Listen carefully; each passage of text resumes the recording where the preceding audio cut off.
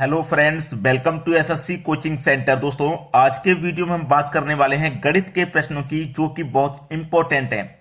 चलिए स्टार्ट करते हैं। पहला सवाल है, 1 से 70 तक की कितने प्रतिशत संख्याओं के वर्ग के अंत में 1 आता है। अब इसको हमें से प्रतिशत में पूछा है। देखो, 1 का वर्ग करेंगे 1 आ जाएगा, 1 के बाद में 9 का वर्ग करेंगे 81 में भी 1 आ जाएगा, 11 का वर्ग करेंगे 121 होता है, उसमें भी 1 आ जाएगा, यानी कि 19 का वर्ग करेंगे उसमें भी 1 आ जाएगा। तो हमें यह पता चल गया कि 1 और 9 वाली जो संख्या होती है उन्हीं के लास्ट में 1 आता है।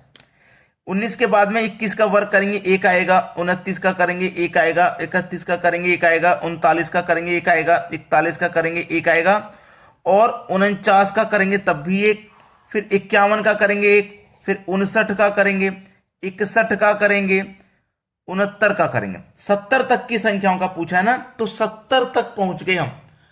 69 के बाद 70 ही तो आएगा, उसके वर्ग के अंत में 1 आता नहीं है, तो 69 तक ही छोड़ देंगे।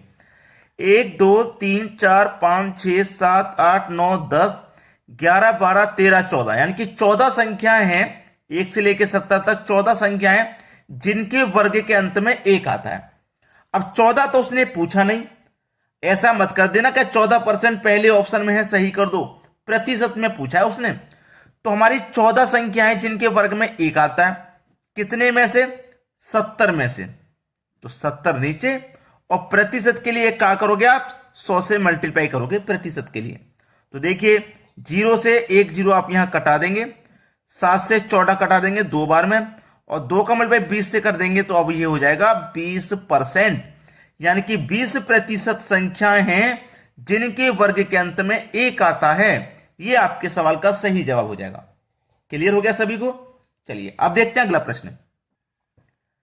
अगला प्रश्न है, किसी परीक्षा में ए तथा बी अधिकतम अंकों का 60% तथा 30% अंक प्राप्त करते हैं, उनके प्राप्तांकों का योग 783 है, तो परीक्षा में कितने पूर्णांक हैं? ए बी 2 हैं भैया। ए ने प्राप्त कर रहा है 60% प्लस बी प्राप्त कर रहा है 30%। ठीक है, दोनों का योग हमें दे रखा है 783 है। दोनों का योग, इन दोनों का योग 783 के बराबर है। प्रश्न में कहा गया 783 है योग। ठीक है, जो हमने प्राप्त किया उनका योग, इसने 60%, इसने 30% प्राप्त किए, योग 783 है।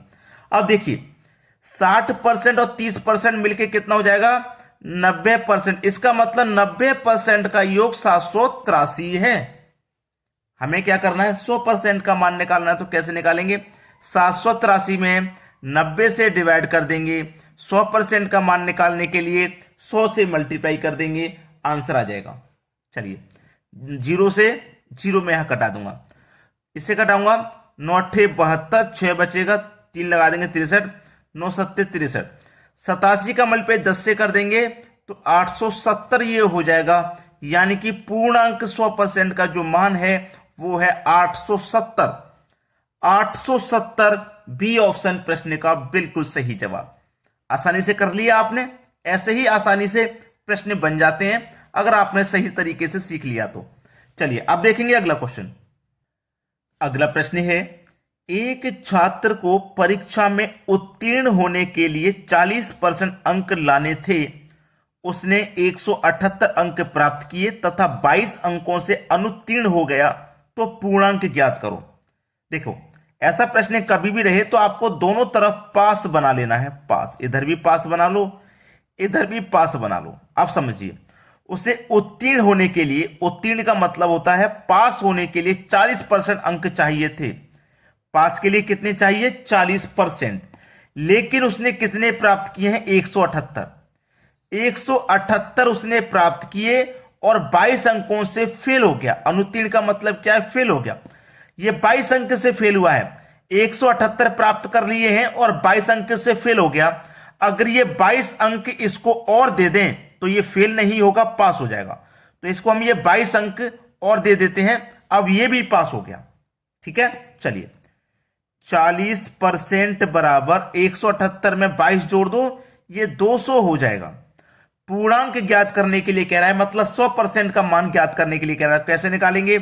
200 में 40 से डिवाइड दे देंगे, 100% का मान निकालने के लिए 100 से मल्टीप्लाई कर देंगे। चलो 0 से 0 कट गया, 4 से 20 5 बार में कट गया, और 5 का मल्टीप्लाई 100 से करेंगे तो ये हो जाएगा आपका 500। पूर्णांक कितना था? 500 नंबर का था, यानी कि बी ऑप्शन प्रश्न का बिल्कुल सही आंसर है, बिल्कुल सही आंसर। सभी को समझ में आ गया क्वेश्चन? अब देखते हैं अगला सवाल। अगला प्रश्न है, चीनी तथा पानी के 12 लीटर घोल में 4% चीनी है। घोल को गर्म करके वाष्प द्वारा 2 लीटर पानी उड़ा दिए जाने पर शेष कितने प्रतिशत चीनी है? देखो, पहले घोल कितना था?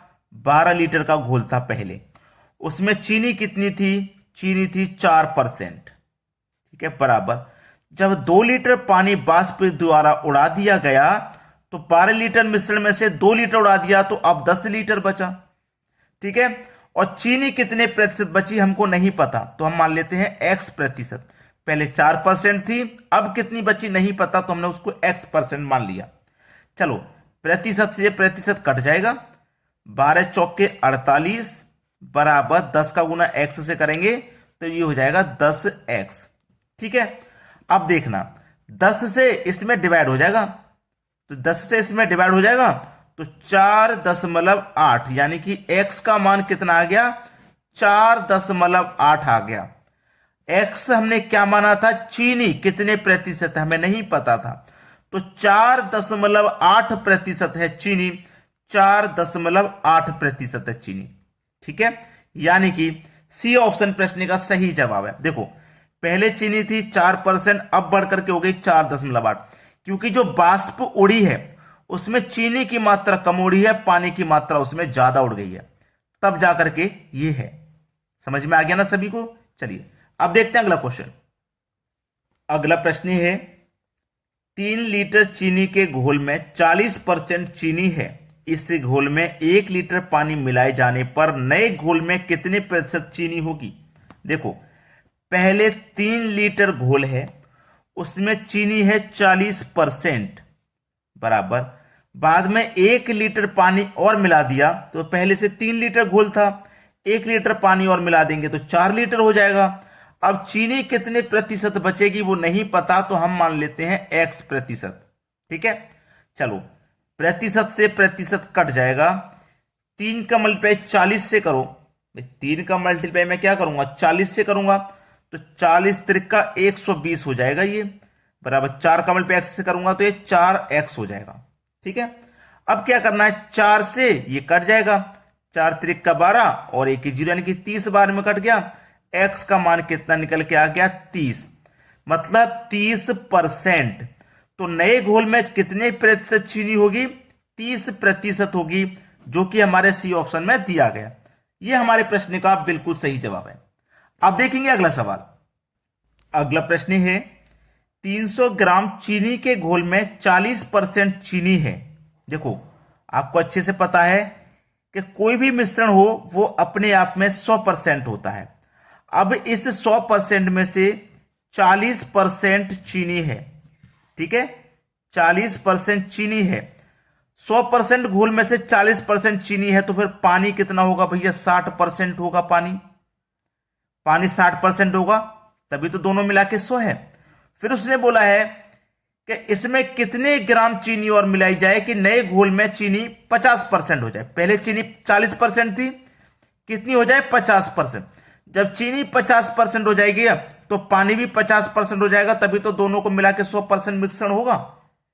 तो हमारा एक ट्रिक अगर आपको याद है तो आप आसानी से बना लोगे कि जो मिलाया जाए या घटाया जाए उसे काम में नहीं लेना। तो इसमें बोला है कितनी चीनी मिलाई जाए, चीनी मिलाने की बात कर रहा, तो चीनी वाला काम में नहीं लेना। ठीक है, हमारे पास घोल कितना था? 300 ग्राम का था। जो मिलाया जाए उसे काम में नहीं लेना, जो बचा है उसे काम में लेना है। तो 60 ऊपर है, 60 ऊपर लिखो, 50 नीचे है, 50 नीचे लिखो। 0 से कट गया 0, 5 से कटा दूंगा, 5 छक्के 30 और 1 0 60 बार में, 6 6 36। ठीक है, और 1 0 यानी कि 360 हो गया। देखो, पहले कितना मिश्रण था? 300 ग्राम था और बढ़ करके हो गया 360, तो 300 से 360 बढ़ गया, इसका मतलब कितना मिलाएंगे हम इसमें? 60 ग्राम। तो नए घोल में कितनी चीनी हमें मिलानी पड़ेगी? 60 ग्राम, जो कि सी ऑप्शन में हमको दिया गया है प्रश्न का बिल्कुल सही जवाब। तो जिन बच्चों ने अभी तक लाइक नहीं किया वीडियो को लाइक कर दें, शेयर नहीं किया शेयर कर दें। ठीक है दोस्तों, धन्यवाद।